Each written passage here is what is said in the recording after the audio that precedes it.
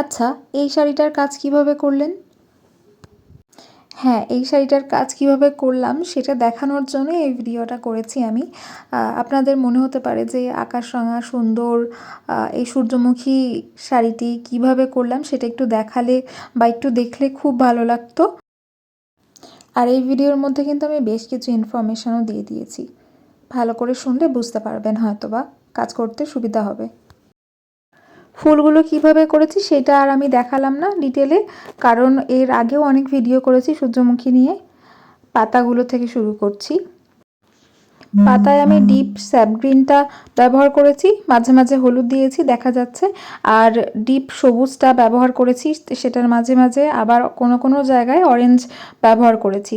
আচ্ছা, নিচে ওই জলছাপের মতো কিছু একটা দেখা যাচ্ছে, সেটা কিন্তু ওয়াশের কাজ। হ্যাঁ, সেইটা কিভাবে করেছি সেটা কি আপনারা দেখতে চান? তাহলে অবশ্যই জানাবেন কিন্তু। এই শাড়িটাতে একটা ওয়াশ প্যান্টের ওপরে এই সূর্যমুখীর অর্ডার ছিল। একটা দিদি তার বুটিকের জন্য নিয়েছেন শাড়িটি।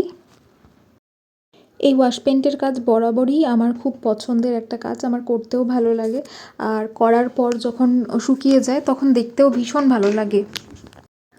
সূর্যমুখীর কুঁড়িগুলো কিন্তু খুব এরকম ধরনেরই হয়, খানিকটা পাতার মধ্যে দিয়ে এরকম ঢেকে থাকে, তারপরে আস্তে আস্তে বের হয়। তো সেই হিসেবে আমার চোখে যেমনটা লাগে আর কি সেইভাবে করার চেষ্টা করেছি। আর আপনারা অনেকেই বলেন যে কই আপনার মতো হচ্ছে না তো, আপনার মতো ফুল কিভাবে করব, আপনার মতো কাজ কিভাবে হবে। বিশ্বাস করুন, এই রকম ভাবে কারোর মতো কাজ করার দরকার নেই। আপনার নিজস্বতা বজায় রেখে কাজ করবেন, সেটা ভীষণ ভালো হয়।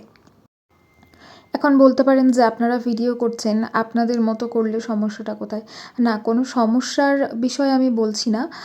বিষয়টা হচ্ছে যে আপনারা ভিডিওগুলো দেখে নিজেদের মতো করার চেষ্টা করলে না সেটা আরও বেশি ভালো হবে বা আরও বেশি সুন্দর হবে, তাই না? সেটাই আর কি। আচ্ছা, এই কাজটা করার সময় আপনারা কি একটা জিনিস লক্ষ্য করেছেন? প্রথমে যখন আমি সূর্যমুখী ফুলের কিছুটা দেখাচ্ছিলাম, তখন কিন্তু এই শাড়িটার ওয়াশের কাজটা ভিজে ছিল। হ্যাঁ, তখন কেমন লাগছিল আর এখন শুকিয়ে যাওয়ার পর এই কাজটা হওয়ার পর কেমন লাগছে সেটা কি খেয়াল করেছেন আপনারা? এই কাজটা নতুন যারা করবেন তাদের হয়তো ভয় লাগবে যে কিভাবে করলাম, মানে ভিজে যখন থাকবে তখন আর কি খুব একটা দেখতে সুন্দর লাগছে না, ভয় পেয়ে যাওয়ার একটা বিষয় থাকবে। একদমই না, ভয় পাবেন না। একটু শুকাতে দেবেন বা একটু শুকনো হওয়ার জন্য ওয়েট করবেন। দেখবেন যে পরবর্তীতে জিনিসটা কত সুন্দরভাবে ফুটে উঠছে। হ্যাঁ, তবে অবশ্যই ওয়াশের কিছু নিয়ম আছে, সেগুলো কিন্তু মেনে চলতে হবে। এটা আমি করছিলাম শাড়ির বুকের অংশটা। আচ্ছা ভাবুন তো, এরকম একটা সুন্দর শাড়ি পরে আছেন, এই কাজটা আপনার শাড়িতে বিভিন্ন জায়গায় করা, কুচির এখানে, বুকের ওখানে, তারপর আঁচলে বড় করে সূর্যমুখী।